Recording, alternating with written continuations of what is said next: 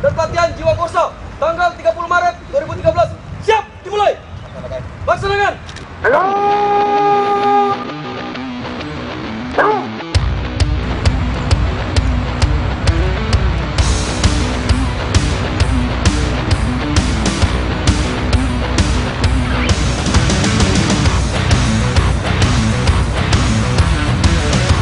Pada hari ini, Sabtu, tanggal 30 Maret 2013, pukul 16.03 waktu Indonesia bagian Barat, pelatihan Jiwa Korsa saya nyatakan dengan resmi ditutup.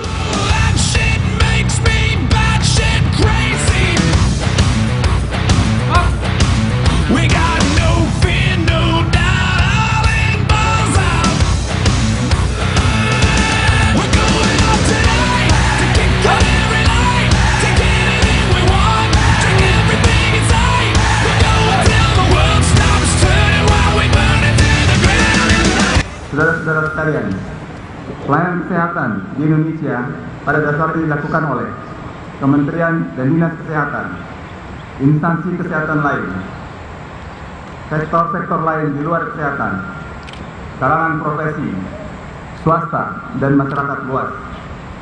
Untuk lingkungan Kementerian dan Dinas Kesehatan, pelayanan kesehatan dapat dilakukan oleh puskesmas, laboratorium, pusat pendidikan, rumah sakit, dan juga kantor kesehatan pelabuhan di seluruh Indonesia. Peningkatan Jiwa Korsa ini, maka saudara-saudara dapat menularkan citra, disiplin, dan jiwa Korsa yang saudara peroleh dalam pendidikan dan pelatihan ini kepada rekan sejawat saudara di kantor, serta melaksanakan dan mengimplementasikannya dalam menunjang tugas saudara sehari-hari demi meningkatkan kinerja kantor kesehatan pelabuhan di mana saudara bekerja selama ini.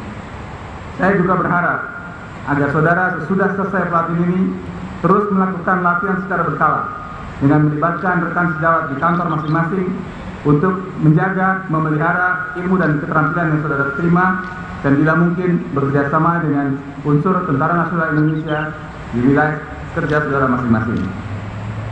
Bapak, Ibu, saudara-saudara yang saya hormati, sebelum menutup pelatihan ini, saya ingin mengucapkan terima kasih dan penghargaan kepada Batalion 461 Cakra Baskara, Paskas TNI AU dan jajarannya yang telah berupaya meningkatkan rasa tanggung jawab dan disiplin yang tinggi, kerjasama tim yang tangguh dan prima kepada jajaran kantor kesehatan pelabuhan yang mengikuti acara ini. Akan meningkatkan kinerja kantor kesehatan pelabuhan di mana saudara bekerja dan akan meningkatkan derajat kesehatan masyarakat yang merupakan tugas umum Kementerian Kesehatan yang kita emban selama ini. Akhirnya, dengan mengucap Alhamdulillah Rabbil Alamin, secara resmi latihan peningkatan kapasitas Jiwa Korsa saya tutup dan dengan mengucap Bismillahirrahmanirrahim, diklat kekarantinaan kesehatan saya buka dengan resmi. Terima kasih. Assalamualaikum warahmatullahi wabarakatuh.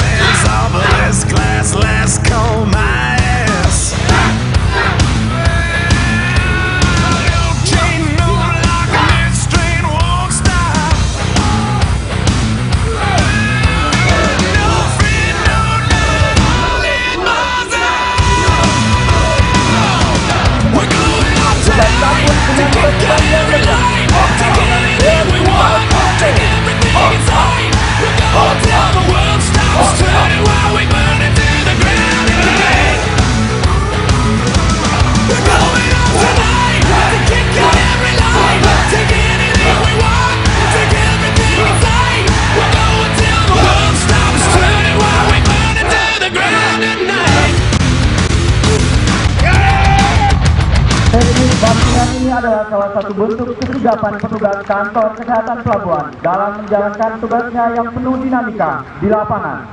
Aksi pemecahan benda-benda keras dalam misi penyelamatan segawat daruratan sebagai wujud dari pusat pokok kantor kesehatan pelabuhan yang tangguh dan cepat.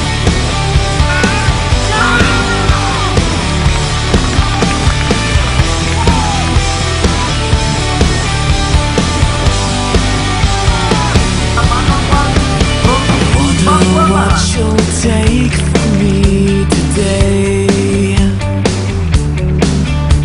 sanity or just my breath away. It's hard to say, impossible for me to tell, while always walking on eggshells, who you're going to be from day to day. Kepada pihak I wish that we could go back to how we were before, but I don't think that I love you anymore. Wonder why it is that you don't see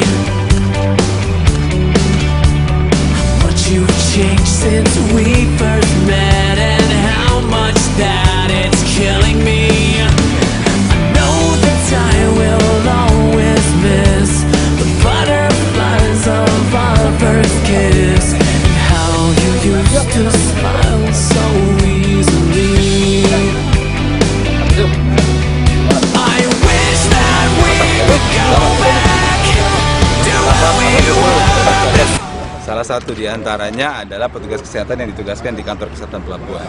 Kantor kesehatan pelabuhan ini punya sifat yang spesifik, itu sifat yang khusus, karena dia jadi pintu terdepan, garda terdepan untuk mencegah tangkal. Istilahnya kita pakai adalah cegah tangkal supaya jangan ada penyakit atau masalah kesehatan masuk dari luar negeri ke Indonesia dan juga keluar dari Indonesia. Ini sesuai dengan aturan internasional yang namanya International Health Regulation, IHR. Mereka harus menjaga supaya PHEIC, Public Health Emergency of International Concern, tidak sampai terjadi. Dan untuk itu memang dibutuhkan kemampuan teknis, tentu saja kemampuan kesehatan masyarakat dan juga kemampuan korsa.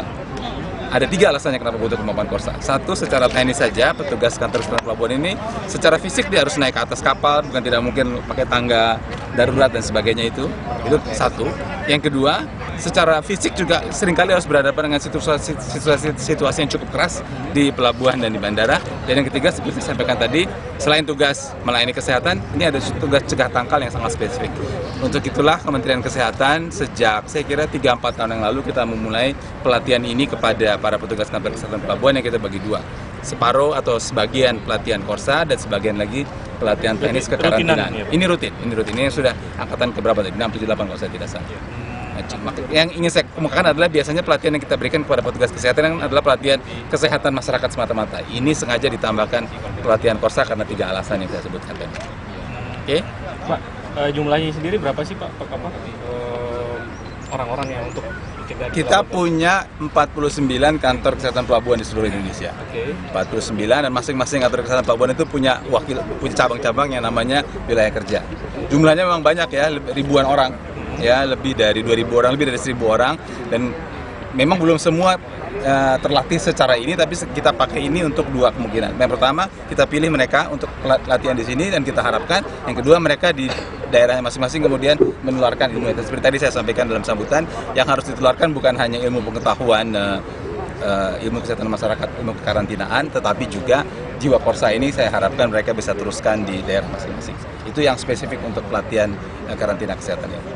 Dan materinya juga berbeda karena materi kita adalah materi karantina kesehatan. Jadi tidak semata-mata materi menemukan penyakit, materi mengobati orang dan sebagainya, adalah lebih ke materi karantina kesehatan. Itu yang spesifik. Oke.